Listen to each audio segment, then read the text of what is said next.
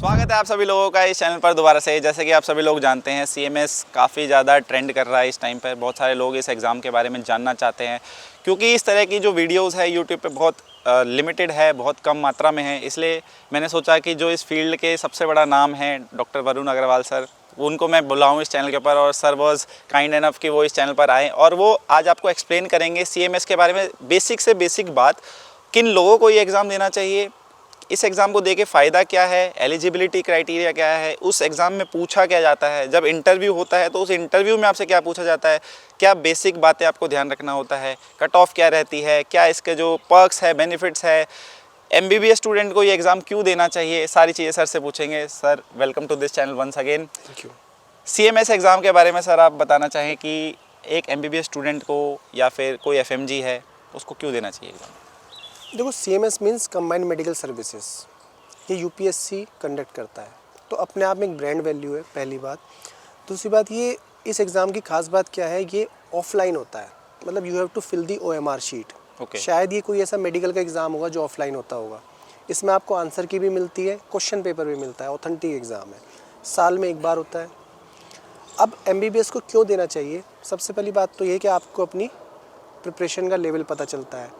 इसमें question tough तो definitely आते ही हैं, उसके साथ में एक आपको आइडिया लगता है कि कितनी प्रिपरेशन है।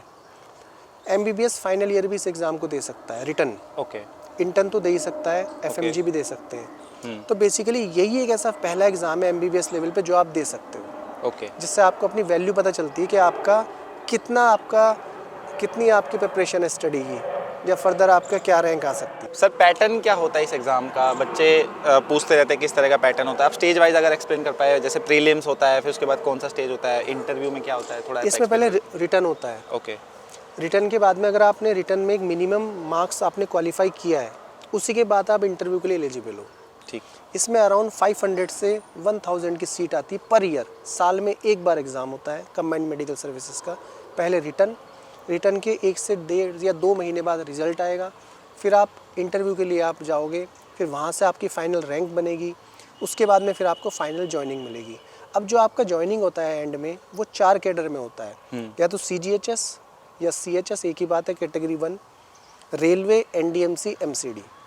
तो इन कैडर के अकॉर्डिंग आपको अलॉट होता है फाइनल आपका रिजल्ट के हिसाब से। फिर आपकी लोकेशन भी तभी डिसाइड होती है कहाँ पे आपको जॉब करनी है। जैसे सीजीएचएस है, ऑल इंडिया है, रेलवे ऑल इंडिया है, लेकिन एनडीएमसी और एमसीडी सिर्फ दिल्ली में जॉब करनी है, सिर्फ दिल्ली में रहना है, उन्हें एमसीडी और एनडीएमसी उनके लिए ज़्यादा बेहतर है। लेकिन ऐसा नहीं है, रेलवे की सीट्स भी दिल्ली में है। मैं खुद सीएचएस कैडर में हूँ, मैं भी दिल्ली में ही हूँ। तो जैसे मैंने आपसे कहा, रेलवे और सीएचएस ऑल इंडिया है, कहीं भी आपको मिल सकता है। अगर आप बिहार के हो, आप बेंगलोर के हो, आपको ट्रांसफ़र लेना है इन फ्यूचर, तो CHS cadre is the best, क्योंकि आप ट्रांसफ़र ले सकते हो। तो सर इसमें जैसे आपने बताया कि डिफरेंट स्टेजेस होते हैं, कितने बच्चे जो है स्टेज 1 क्लियर करने, मतलब कितने लोग जो है स्टेज 1 क्लियर करते हैं? कुछ ऐसा एलिजिबिलिटी क्राइटेरिया है कि इतना कट ऑफ आना चाहिए तब आप स्टेज 2 में जाओगे? इंटरव्यू में कितने लोग जाते हैं, कितना, थोड़ा आइडिया अगर आप दे पाएं। हर साल डिफरेंट क्राइटेरिया होता है। जैसे इस बार 62% जिनके आए हैं, हाँ, उन्होंने रिटर्न क्वालिफाई किया है। ठीक। उसके बाद में जो फाइनल कट ऑफ बना है, मीन्स आफ्टर इंटरव्यू फाइनल जो डेट मिली है, वो अराउंड 63 से 64% कट ऑफ गया है। पिछले साल भी इतना ही था, 23 में 54 था। तो हर साल वेरी करता है फाइनल रिजल्ट, उसके अकॉर्डिंग आपका कट ऑफ जाता है। बट इतना कंफर्म है कि 60 से 65 के बीच में ही अराउंड आपका कट ऑफ जाना है, तो उस हिसाब से आपको तैयारी करनी है। और इंटरव्यू कितने लोग देते हैं, कितने लोग एलिजिबल हो पाते हैं इंटरव्यू देने के लिए? फॉर एग्जांपल इस बार जैसे 700 सीट थी 25 में, तो 700 इंटू 4 या 4.5, तो अराउंड 2500 के आसपास कॉल आई थी इंटरव्यू के लिए। तो 4 टाइम्स ज़्यादा को बुलाया जाता है, सो दैट किसी को एग्जिट भी करना है तो रैंक आपकी उस हिसाब से बन जाती है। तो इंटरव्यू में सर वहाँ का माहौल कैसा होता है? यूपीएससी भवन में जैसा कि इंटरव्यू आपने बताया कि होता है, वहाँ पे क्या क्या सवाल पूछे जाते हैं, किस तरह का माहौल होता है, कितने लोग होते हैं वहाँ पे, कौन कौन होता है, क्या क्या सवाल आपसे पूछे गए थे, थोड़ा आप अगर एक्सप्लेन कर पाएं। देखो, पहले क्या हुआ करता था कि जैसे मान लो 10 बच्चों को बुलाया इंटरव्यू के लिए, तो 10 में से 7 जाते थे। पहले उतना क्रेज़ नहीं था, सच बात तो ये है। अभी आज के टाइम में 10 में से 10 के 10 जाएंगे, या आउट ऑफ 10 9 तो जाने ही है। तो पहली बात तो वहाँ पे क्राउड अच्छा खासा होता है स्टूडेंट्स का, कैंडिडेट का। फिर वहाँ का जो एक्सपीरियंस है वो 1 टाइम ही है, वो अल्टीमेट एक्सपीरियंस है। सिलेक्शन हो ना हो मैटर ही नहीं करता, वहाँ की फीलिंग अलग है, वो आप कभी लाइफ में नहीं भूलोगे। बेसिकली इसके CMS के साथ जुड़ा हुआ है UPSC का नाम।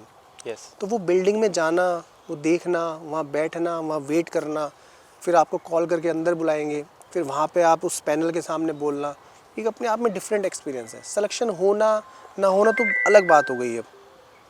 तो उस पैनल में कौन कौन थे आपके टाइम पे और उन्होंने मेरे आपसे क्या क्या टाइम में पूछा? 5 लोगों का पैनल था। सेंटर में IAS ऑफिसर थे, गायनी, मेडिसिन, एक ऑर्थोपेडिक्स और PSM।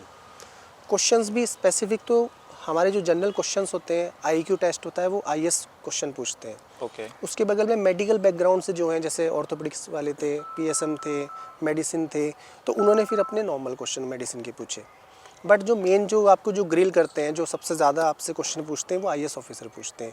वो आपका इंट्रो पूछेंगे, आपको अपने अकॉर्डिंग बताना है और सब कुछ पूछेंगे। आप क्यों ज्वाइन करना चाहते हो CMS, जो बेसिक क्वेश्चंस है, कैडर के बारे में आपसे पूछेंगे। ओके। सब कुछ बेसिक चीज़ें आपसे पूछेंगे। उसके लिए भी मैंने एक अलग से एक PDF बनाई हुई है, फ्रीली अवेलेबल है वेबसाइट पे। बुक चाहिए तो वो भी अवेलेबल है। तो वो सारे क्वेश्चन दिए हुए हैं ऑलरेडी। काफ़ी लोगों ने उसको पढ़ा, सबको बेनिफिट भी मिला है। आपसे किस तरह के क्वेश्चन पूछे गए थे? IAS जो थे सर ने, मुझसे उन्होंने उन्होंने ये आपसे क्या पूछा, पहले आप इंट्रो दो, ओके। फिर ये पूछा आप ज्वाइन क्यों करना चाहते हो। मैंने अपने बेसिक पॉइंट बताए, गवर्नमेंट जॉब है, class 1 group A, gazetted officer है। फिर उन्होंने फिर मुझे बताया आप एक शहर में हो, वहाँ पे you are only CMO in the city, आप कैसे मैनेज करोगे। वो बेसिकली टीम बिल्डिंग या लीडरशिप वाली बातें वो ज़्यादा कर रहे थे। ओके। फिर मतलब आप CMO हो सिटी में, इस टाइप के आपसे क्वेश्चन पूछे थे। बेसिकली जनरल अवेयरनेस वाले क्वेश्चन पूछते हैं। अभी आजकल सबसे ज़्यादा पूछा जा रहा है कोविड में आपने क्या सीखा, व्हाट इज़ टेलीपैथी, टेलीमेडिसिन से आपको क्या बेनिफिट हो रहा है। तो इस टाइप के क्वेश्चन पूछ रहे हैं जो प्रॉपर अवेलेबल है। और सर इसमें मान लेते हैं कोई सवाल आपको नहीं आता हो, कुछ ऐसा पूछा, तो उसमें किस तरह का अप्रोच रहना चाहिए? आपने ऐसा कोई सवाल था जो आपको नहीं आता हो? बहुत सारे ऐसे क्वेश्चंस थे जो मुझे नहीं आते थे, मैंने उनमें सॉरी बोल दिया। मतलब अननेसेसरी आर्गूमेंट नहीं करना, जो नहीं आता वो नहीं आता, क्योंकि वो आपको बैठी सिलेक्शन कराने के लिए है आपका, वो चाहते हैं आप बोलो। ओके। अगर आपको क्वेश्चन नहीं आता कोई प्रॉब्लम नहीं है, वो आपको दूसरा क्वेश्चन देंगे। वो बस आपको सुनना चाहते हैं। आपको 10 में से 1 क्वेश्चन आता है ना, वो काफ़ी है, बट आपको वो 1 क्वेश्चन एक्सप्लेन करना आना चाहिए। पॉइंट ये हो सकता है ना, कोई भी कितना भी बड़ा महारथी हो, ज़रूरी नहीं सबको सब कुछ आए। आपको जो आता है उसे आप एक्सप्लेन करो, आप गलत मत बोलो। MI का मैनेजमेंट है, पूछा गया MI का मैनेजमेंट बेसिक है, COPD का मैनेजमेंट आना चाहिए। ऐसी ऐसी बेसिक चीज़ें। व्हाट इज़ कम्युनिकेशन, कम्युनिकेशन वाला क्वेश्चन मुझसे PSM वाली मैम ने पूछा था। तो बेसिक चीज़ें हैं जो आपको बनती है बतानी। कुछ क्वेश्चन नहीं आते तो नहीं आते। और उसके बाद इंटरव्यू देने के बाद क्या होता है? इंटरव्यू देने के बाद में 1 महीने बाद आपका रिजल्ट आता है, 1 से 1.5 महीने बाद।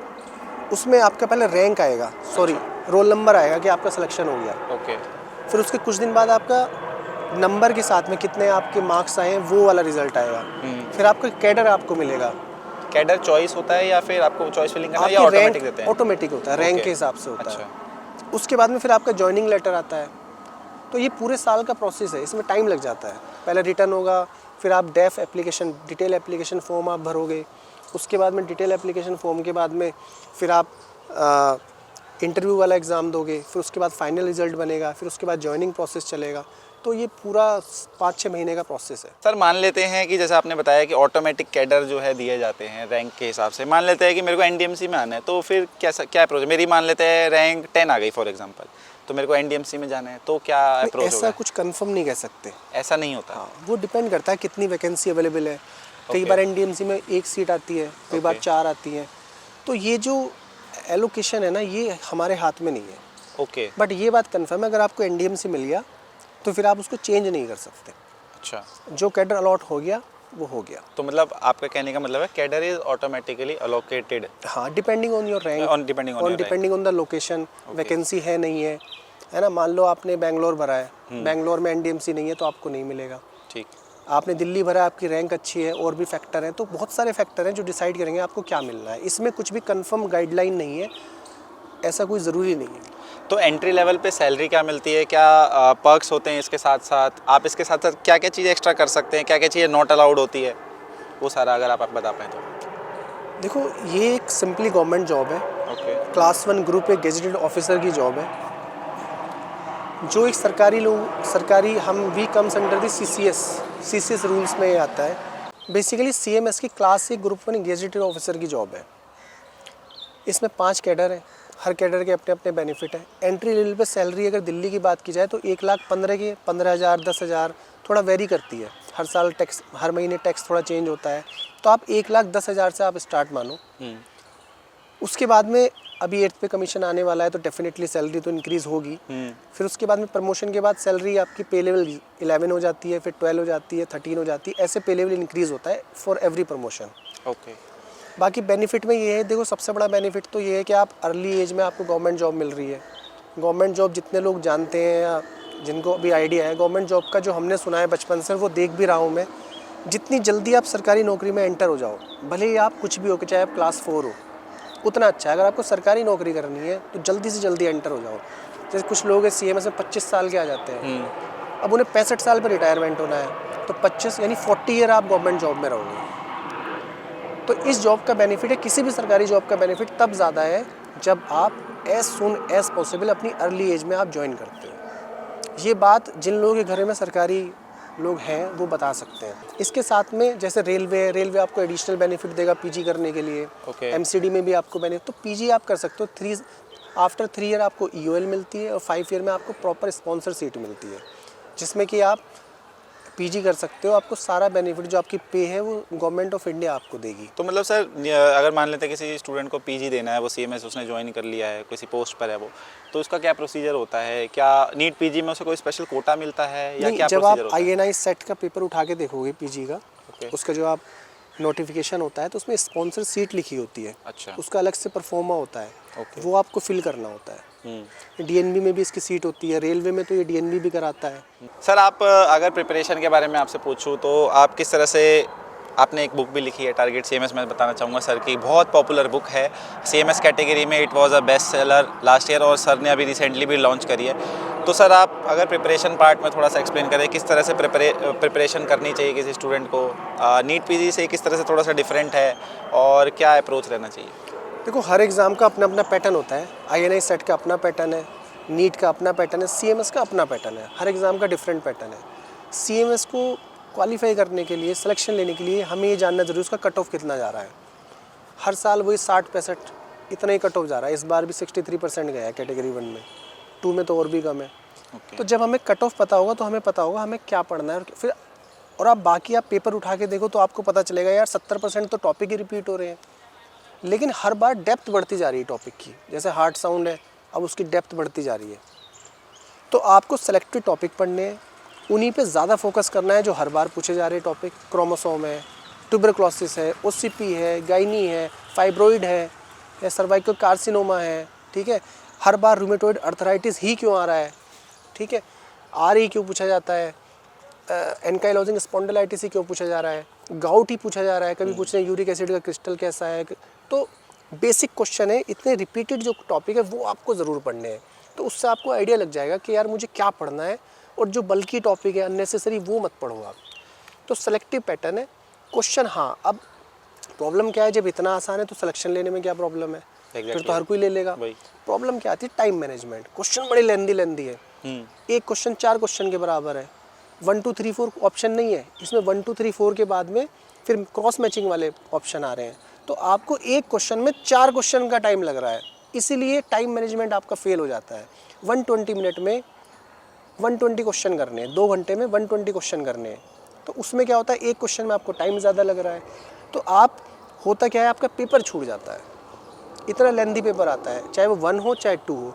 जिन्होंने टाइम मैनेजमेंट कर लिया उनकी नॉलेज थोड़ी मीडियम भी है, बट उन्होंने सारे क्वेश्चन पढ़ लिए, सारे अटैम्प्ट कर लिए, उनका सिलेक्शन हो जाएगा। दूसरी बात क्या है, इसमें ऑफलाइन पेपर है तो आपको OMR शीट भरनी होती है, तो उसमें भी आपका 20-25 मिनट एक्स्ट्रा लगता है। तो कुल मिला के देखा जाए तो आपको 1.5 घंटा ही मिलता है क्वेश्चन सॉल्व करने के लिए, और आधा घंटा आपको भरना ही है, चेक करना है, तो अल्टीमेटली टाइम थोड़ा कम रह जाता है। ये बेसिक मुझे लगता है एक बड़ा चैलेंज होता है CMS क्वालिफाई करने में। तो सर, टारगेट CMS जो आपने बुक बनाई है, लॉन्च करी है, हालांकि अभी लॉन्च नहीं करी, सर का नया एडिशन आया है, तो उसमें आपने क्या चीज़ें बदली हैं कि जो बच्चे टाइम मैनेजमेंट से जूझ रहे हैं उसमें वो कैसे हेल्प करेगी वो बुक, या फिर उसमें प्रिपरेशन रिकॉल में कैसे टेक्निक दी है।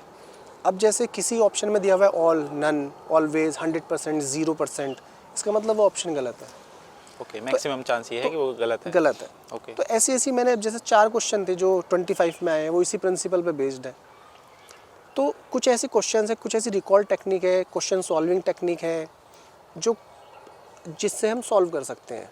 तो एक तो ये चीज़ें ऐड की गई है, टाइम मैनेजमेंट ऐड किया गया है। दूसरा ये है कि कुछ ऐसे नए टॉपिक ऐड किए गए जो उम्मीद है आ सकते हैं, क्योंकि बहुत सारे टॉपिक ऐसे हैं जो बिल्कुल बिल्कुल सेम टू सेम ही रिपीट हो रहे हैं। हार्ड साउंड है, दुनिया भर के टॉपिक है जो हर बार पूछ रहे हैं, तो वो सारे टॉपिक को डेप्थ में एक्सप्लेन किया गया है। तो चेंज बहुत सारे किए हैं, क्वेश्चन सॉल्विंग टेक्निक दी है, रिकॉल टेक्निक दी है, लास्ट टाइम पे आप कैसे रिवाइज करो वो है। क्वेश्चन सॉल्व करने की टेक्निक बहुत इंपॉर्टेंट है CMS में, क्योंकि इतने बड़े बड़े क्वेश्चन आप सारे पढ़ के तो सॉल्व नहीं कर सकते। तो सर का जो YouTube चैनल है उस पर भी सर जो है प्रिपरेशन से रिलेटेड वीडियोस डालते रहते हैं। मैं चैनल का लिंक भी जो है डिस्क्रिप्शन बॉक्स में दे दूंगा। अभी CMS की प्रिपरेशन इस ईयर की स्टार्ट करेंगे बहुत सारे लोग, तो सर का चैनल भी जो है ज़रूर चेकआउट करना। इसके अलावा सर लास्ट में अगर कोई बात आप बोलना चाहें CMS से रिलेटेड, कोई चीज़ में से छूट गई हो। देखो, ज़रूरी नहीं है हम जितने एग्ज़ाम देते हैं सब क्वालिफाई हो, या ज़रूरी नहीं है कि हम उसमें क्वालिफाई भी कर लिया तो हम उसको ज्वाइन करें। ओके। ऐसी बहुत सारी जॉब होती है हम नहीं करते, बट मुझे ऐसा लगता है कि एग्ज़ाम ज़रूर देना चाहिए ये वाला। उससे क्या होता है, आप एक तो फाइनल ईयर में दे सकते हो, तो आपको सोशल अवेयरनेस मिल जाती है कि किस तरह के एग्ज़ाम है और हमारी सोसाइटी में चल क्या रहा है। ठीक है, तो आपको एक, जब आप बैठ के एग्ज़ाम देते हो तो आपको सोशल अवेयरनेस मिलती है, आपको एक कॉम्पिटिटिवनेस पता चलती है कि क्या चल रहा है दुनिया में। तो इस एग्ज़ाम को देने से आप कहीं ना कहीं आपको मोटिवेशन भी मिलता है। आपका फेल्योर भी बहुत ज़रूरी है लाइफ में, जब तक आप फेल नहीं होंगे आप आगे नहीं बढ़ सकते। तो और सोचना नहीं है ज़्यादा, प्रिपेयर करना है, स्मार्ट स्टडी करनी है, स्ट्रेटजी बना के स्टडी करनी है। कोई भी एग्ज़ाम है उससे कोई फ़र्क नहीं पड़ता, क्योंकि सारी तैयारी लगभग एक जैसी है। CMS मेरा सिर्फ ओनली फोकस है, तो CMS में मैं इसलिए बता सकता हूँ कि क्या आप ज़्यादा पढ़ो और क्या आप ज़्यादा ना पढ़ो। तो इसीलिए पढ़ना ज़्यादा है, सोचना कम है। तो ये था CMS से रिलेटेड सर से जो हमने बात करी। सर ने सारी चीज़ें जो आई थिंक सब कुछ एक्सप्लेन कर ही दिया। अगर कुछ भी रह गया हो तो चैनल के जो है यहाँ पे मैं कमेंट बॉक्स में आपको ऑप्शन देता हूँ कि आप जो है कमेंट में जो है सवाल अपने डाल देना। सर जो है कोशिश करेंगे उन सब का रिप्लाई कर दे। बाकी आई थिंक कि सारी चीज़ें जो कवर हो चुकी है, सर को मैं फिर से थैंक यू बोलूँगा कि सर इस चैनल पर आए, सर ने इतनी सारी बातें हम लोगों से शेयर करी। ही इज़ एन इंस्पिरेशन, और सर को हम बेस्ट ऑफ लक बोलेंगे उनकी बुक के लिए। एंड अगर आप में से कोई भी टारगेट CMS 2026 अगर परचेज़ करना चाहता है तो मैं अमेज़ॉन का लिंक दे दूँगा डिस्क्रिप्शन बॉक्स में, आप अमेज़ॉन से ले सकते हैं, या फिर आप डायरेक्ट targetcms.in पे भी जाके बाई कर सकते हैं। तो चॉइस इज़ योर्स। बाकी जो है कुछ टाइम लगेगा, बुक्स अभी प्रिंट होने के लिए गई हैं, थोड़ा टाइम लग सकता है डिलीवरी में, बट आप प्री ऑर्डर भी कर सकते हैं।